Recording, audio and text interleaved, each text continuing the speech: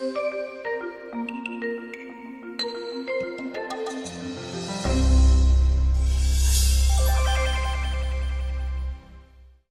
from space. Live from space, we built this as a second screen experience to a two-day series National Geographic was doing about the International Space Station and the astronauts that were in there. What we were able to do is obtain data from NASA and actually use the trajectory data to show us exactly where the ISS would be traveling over the Earth at any given time. Now, the cool thing about this was with this data, we were able to actually use the same perspective that they see while they're up there. So the view that we see here is the view that they see, the view that they see from up there. Once we realized the data, once we realized all the information and technology that we had to use, that sort of informed exactly where our design process was going to go and kind of the things that we could possibly start to do. What we didn't want to do was just do a encyclopedia of the Earth, right? All right, so you see it from space, and here's the population of these countries.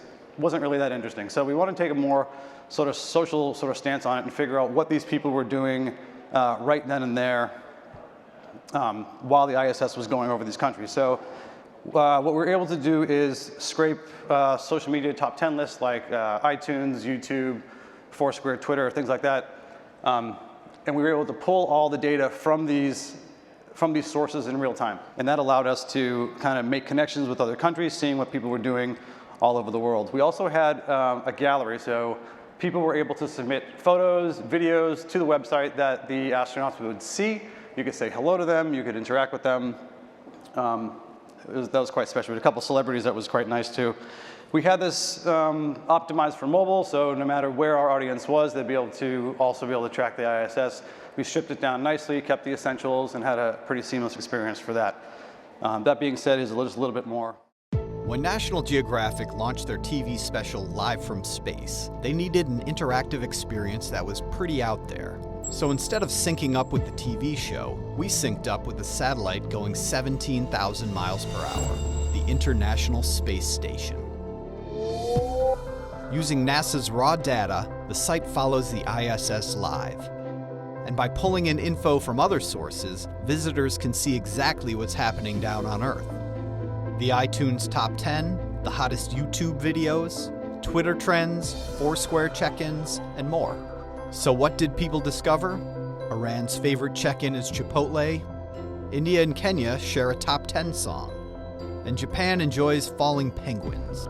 But visitors didn't just follow the ISS, they interacted with the astronauts too. Over 2,000 Earthlings waved hello from Earth on Instagram, including the biggest space enthusiast of all. I would like to say hello to the astronauts aboard the International Space Station. And a few lucky fans won a chance to ask questions to the ISS astronauts on the live show. How is it in space? Astronaut? Success? Over 222,000 site views. Average time on the site? 20 minutes. Now everyone can see Earth just like the astronauts. No boundaries, no borders, just one world.